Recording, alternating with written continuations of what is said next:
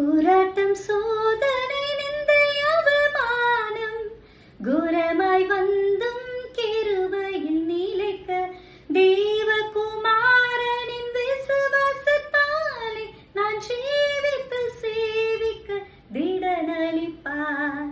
இயேசு நல்லவர், இயேசு வல்லவர், இயேசுவை போல் வேறேதும் நேசரில்லையே.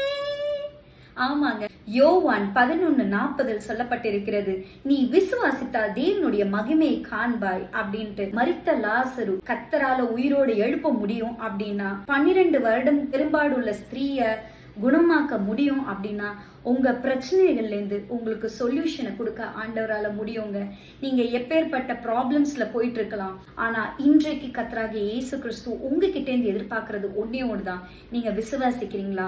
அவரால உங்க வாழ்க்கையில நன்மை நடக்கும்னு, அவரால மட்டும்தான் உங்க குடும்பத்துக்குள்ள சமாதானம் கிடைக்கும்னு, அவரால மட்டும்தான் உங்க வியாதியில இருந்து உங்களுக்கு விடுதலை கிடைக்கும்னு நீங்க விசுவாசிக்கும் பொழுது கண்டிப்பா நான் சொல்றேங்க, உங்கள் குடும்பத்தாரும் நீங்களும் தேவனுடைய மகிமையை காண்பீர்கள். உங்க முழு இருதயத்தோட, ஆண்டவரே உங்களால மட்டும்தான் எனக்கு நன்மை கிடைக்கும்னு சொல்லி நம்புங்க. அவரை நோக்கி பார்த்து சொல்லுங்க. கண்டிப்பா உங்க வாழ்க்கையில நன்மை நடக்கும். நீங்கள் எதிர்பார்த்த காரியம் உங்க வாழ்க்கையில வாய்க்கு செய்யப்படும். தேவன் உங்களுக்கு நன்மை செய்கிறவராகவே இருப்பார். God bless you.